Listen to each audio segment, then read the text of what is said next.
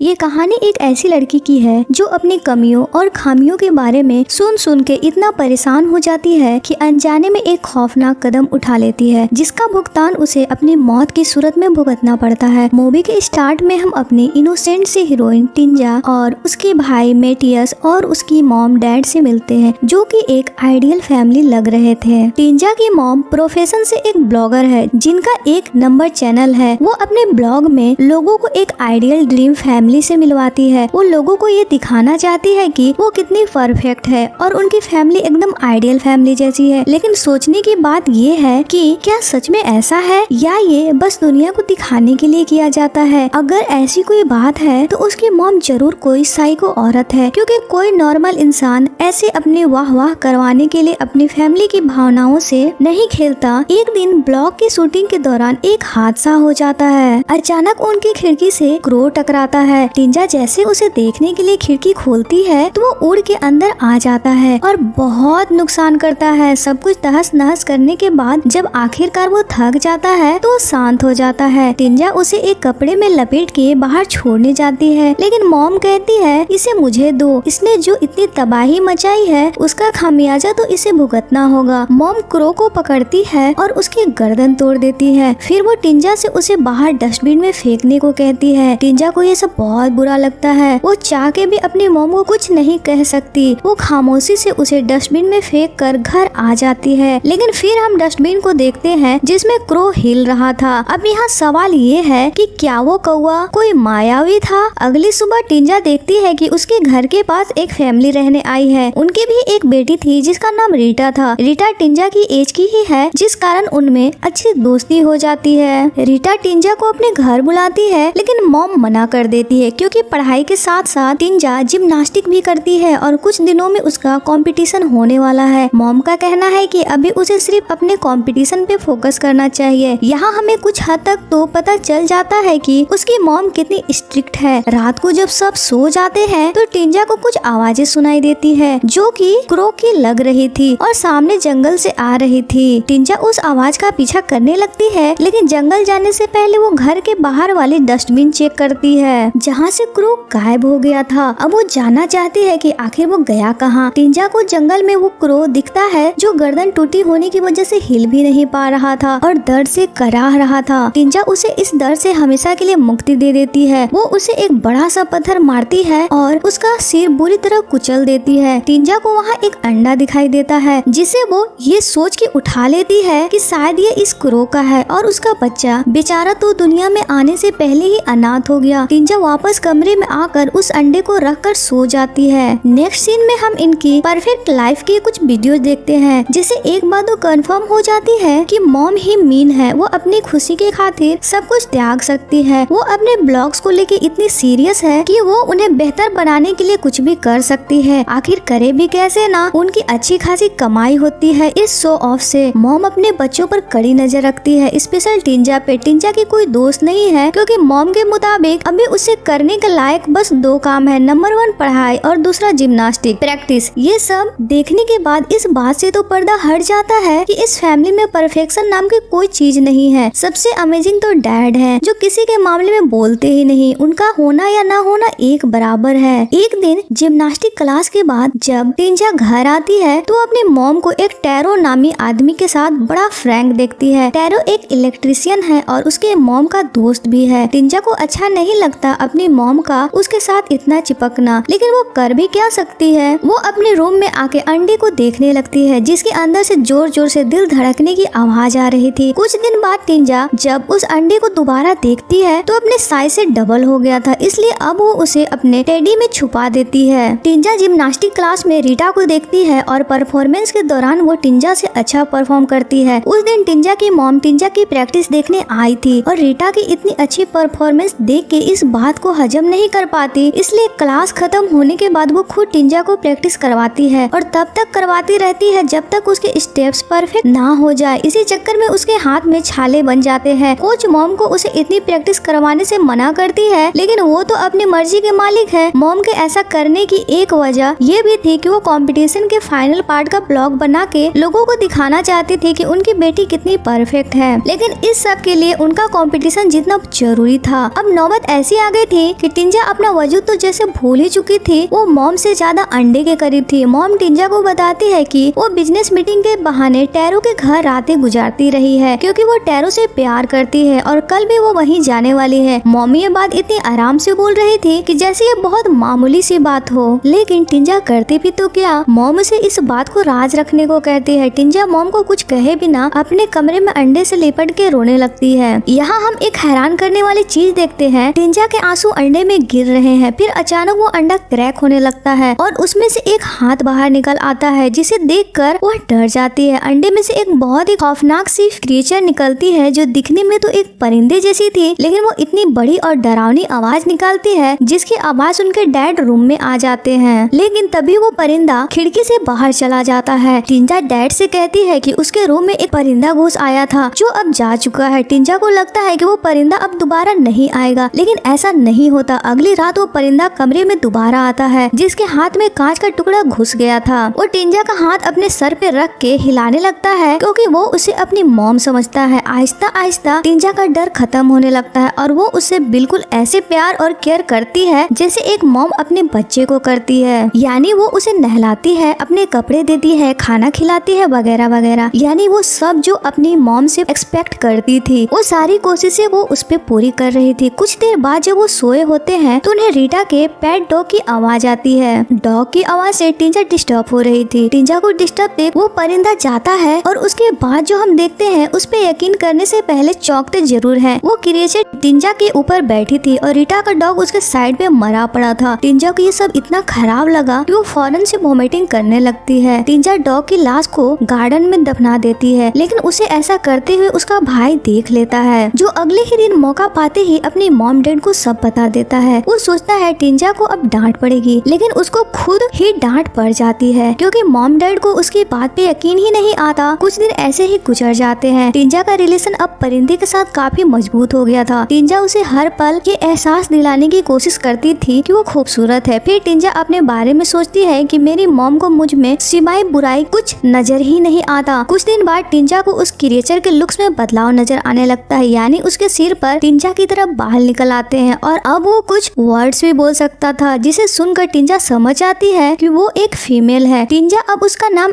Eli रख देती है। हंसी मजाक में कुछ दिन बीत जाते हैं, लेकिन इसके बाद टिंजा की लाइफ में कुछ अजीब से हादसे होने लगते हैं। अब की बार फिर जब टिंजा की मॉम उसकी ट्रेनिंग देखने जाती है तो रीटा की परफॉर्मेंस देखकर उसके सामने ही बोल देती है कि टिंजा तुम रीटा से नहीं जीत सकती। टिंजा का दिल टूट जाता है। यानी इतनी मेहनत के बाद क्या हासिल हुआ, उसे टिंजा के इमोशंस का डायरेक्ट असर अब एली पर भी पड़ता था। ऐसा लगता था जैसे इनका कोई मेंटली कनेक्शन हो। टिंजा जो फील करती थी वो एली समझ जाती थी और जो एली करना चाह रही थी वो टिंजा समझ जाती थी। एली अब समझ रही थी कि टिंजा रीटा की वजह से परेशान है, इसलिए वो उस पर हमला कर देती है और उसे बुरी तरह घायल कर देती है। टिंजा इस बात को फील कर पा रही थी, इसलिए उसे दौरे पड़ने लगे थे। मॉम समझती है शायद उसे स्ट्रेस है, इसलिए वो उसे चेयर अप करने के लिए टैरो के घर ले जाती है। लेकिन अब की बार छुप के नहीं बल्कि सबको बता के। टिंजा अभी बची थी, लेकिन वो ये बात अच्छे से समझ रहे थे कि उसकी मॉम गलत कर रही है, यानी वो जानबूझ के डैड को चीट कर रही है। मजे की बात ये है कि डैड सब जानते थे लेकिन फिर भी अनजान बने हुए थे, शायद इसलिए कि मॉम को कौन सा किसी की सुननी है। अगले दिन मॉम और टिंजा टैरो के घर जाती है। वहाँ जाके टिंजा एक छोटे बच्चे हलमी से मिलती है। मॉम उसे ऐसे प्यार कर रही थी जैसे वो उनका बच्चा हो। एली भी उसे ढूंढते हुए टैरो के घर पहुँचती है। टिंजा भी उसके बगैर अकेला महसूस कर रही थी, इसलिए वो उसे देख के खुश हो जाती है। टिंजा को जब रीटा के साथ हुए एक्सीडेंट का पता चलता है तो वो उसे देखने हॉस्पिटल जाती है। हॉस्पिटल जाके जब वो उसे बुरी तरह घायल देखती है तो सोचती है कि एली ये तुमने क्या किया। घर आकर टिंजा एली पे बहुत चिल्लाती है कि उसने ऐसा क्यों किया। वो खुद को हर्ट करती है, लेकिन आखिरकार वो टिंजा को शांत कर लेती है और कहती है कि मैंने जो कुछ किया उसमें तुम्हारा ही भला है। टिंजा कहीं न कहीं चाहती थी कि रीटा पार्टिसिपेट ना करे, लेकिन उसे अंदाजा नहीं था कि इसके लिए रीटा को इतना दर्द सहना पड़ेगा। टिंजा नोटिस करती है कि एली की शक्ल बिल्कुल उसके जैसी हो गई है, लेकिन वो हरकतों में बिल्कुल अपोजिट थी। उसी दिन एक और अजीब सी चीज होती है। एली को खाना खाता देख टैरो देख लेता है। वो बिल्कुल जानवरों की तरह खा रही थी। वो मॉम को ये बताने जाने लगता है कि तभी एली उस पर हमला कर देती है, लेकिन टिंजा उसे फिर भी किसी न किसी तरह बचा लेती है। फाइनली टिंजा का कंपटीशन का दिन आ जाता है। आज वो फाइनल परफॉर्म करने वाली थी, लेकिन मॉम तो अभी आई नहीं थी। टिंजा उदास थी क्योंकि इतनी मेहनत के बावजूद भी मॉम उससे खुश नहीं थी। टिंजा हलमी से जेलस फील करती है कि मॉम ने कभी भी उससे इतना प्यार नहीं किया, लेकिन उसे इस बात का भी डर था कि उसके उदास होने की वजह से एली उसे नुकसान न पहुंचाए। फिर वो फौरन से खुद को नॉर्मल कर लेती है, लेकिन फिर भी वो समझ जाती है और जैसे ही टिंजा घर से निकलती है वो हलमी के घर पहुंच जाती है। टिंजा उसके एक एक स्टेप को महसूस कर पा रही थी। उसे अंदाजा हो रहा था कि एली हलमी पर हमला करने वाली है। हलमी को बचाने के लिए वो जानबूझ के अपना हाथ तोड़ देती है। यही दर्द जब एली महसूस करती है तो उस पे हमला नहीं कर पाती और वो वहाँ से भाग जाती है। टैरो इस बार फिर उसे भागते हुए देख लेता है। टैरो समझ जाता है कि टिंजा को जरूर कोई बाइपोलर नाम की बीमारी है। ये एक ऐसी बीमारी है जो बहुत ज्यादा स्ट्रेस और नेगेटिविटी की वजह से होती है। टैरो सोचता है कि टिंजा तो बहुत खतरनाक हो गई है, इस वजह से वो उसकी मॉम से ब्रेकअप कर लेता है। मॉम अपना सारा गुस्सा टिंजा पे उतारती है क्योंकि ये सब कुछ उसकी वजह से हुआ। मॉम उस पे चिल्लाती है कि वो परफेक्ट क्यों नहीं है। वो दोनों टैरो के घर से जैसे घर पहुंचती है तो एली भी उनके पीछे पीछे आ जाती है। इस बार टिंजा एली को खिड़की से अंदर नहीं आने देती। एली को अब घूम फिर के आना पड़ता है, इसलिए उसे मॉम डैड देख लेते हैं। डैड को तो हमेशा की तरह कोई फर्क नहीं पड़ता, लेकिन मॉम इस बात नजरअंदाज नहीं करती। एली कमरे में आके एलमीरा में छुप जाती है। मॉम उसे ढूंढ लेती है और उससे उसका हुलिया सुधारने के लिए उसके बालों में कंघी करने लगती है, लेकिन मॉम को तो इस बात का आइडिया ही नहीं था कि उनकी बेटी है ही नहीं। एली की ऐसी बिगड़ी हुई हालत देख मॉम गुस्से में पागल हो जाती है और इतना जोर से उसके बालों को खींचती है कि बालों का एक गुच्छा उनके हाथ में आ जाता है और उस जगह से खून बहने लगता है। ये देख के मॉम की हालत खराब हो जाती। इससे पहले कि मॉम कुछ समझ पाती, एली मॉम पे हमला कर देती है और उसके स्किन में अपने नाखून गाड़ देती है। टिंजा कमरे से बाहर खड़ी ये सब देख रही थी। अब वो अपनी मॉम को खतरे में तो नहीं देख सकती थी, इसलिए वो उन्हें बचाने के लिए कमरे में आ जाती है। फाइनली मॉम का दोनों से आमना सामना हो जाता है। टिंजा एली को वहाँ से भगा देती है, लेकिन वो गुस्से की वजह से बहुत बदसूरत हो गई थी और इसे देखकर मॉम को घिन आ रही थी। एली के जाने के बाद टिंजा मॉम को सब सच बता देती है कि कैसे उसे जंगल में एक अंडा मिला और तब से लेकर अब तक की हर बात, ये भी कि कैसे एली की वजह से अब तक आसपास कितना कुछ बुरा हुआ। मॉम तो है ही जीनियस, इसलिए उन्हें अच्छे से आइडिया था कि इस सिचुएशन से कैसे निकलना है। वो एक चाकू खुद लेके एक दूसरा टिंजा को देती है और एली की तलाश में निकल पड़ती है। आखिरकार तलाश के बाद वो उसे ढूंढने में कामयाब हो जाती है। मॉम एली पे चाकू से वार करती है। जैसे जैसे वो एली पे वार करती है टिंजा हर बार उतना ही दर्द महसूस करती है। टिंजा ये सब बर्दाश्त नहीं कर पाती। वो अपनी मॉम को रोकने की कोशिश करती है, लेकिन इसी कोशिश में मॉम का चाकू उसके पेट में घुस जाता है। कुछ ही मिनटों में टिंजा खत्म हो जाती है। एली उसका सारा खून पी लेती है और जैसे जैसे वो उसका खून पी रही थी वैसे वैसे उसकी सेहत ठीक हो रही थी। फाइनली ऐसा होता है कि एली बिल्कुल टिंजा जैसे लगने लगती है। एली टिंजा की मॉम को अपनी मॉम बुलाने लगती है। मॉम जो ये सब देख घबरा गई थी। अब पता नहीं उन्हें बेटी के खोने का गम था या अपने ब्लाउज के खराब होने का, क्योंकि टिंजा मर जो गई थी उसकी जगह अब कौन लेगा। लेकिन मॉम जैसे ही एली को देखती है उनके चेहरे पर एक स्माइल आ जाती है। वो ये सोच रही होगी कि चलो उनकी बेटी भले ही मर गई हो लेकिन उसकी जगह लेने के लिए कोई तो है। शायद मॉम ये सोच रही होगी इसे भी टिंजा की तरह इस्तेमाल करेगी, उस पे रौब जमाएगी। लेकिन अगर वो ऐसा सोच रही थी तो ये बात तो सरासर गलत है, क्योंकि हमें तो ऑलरेडी पता है कि एली टिंजा जैसी बिल्कुल नहीं है। और ये मूवी इसी सस्पेंस पे एंड हो जाती है। सो मिलते हैं नेक्स्ट वीडियो में कोई और अमेजिंग हॉरर मूवी के साथ। तब तक के लिए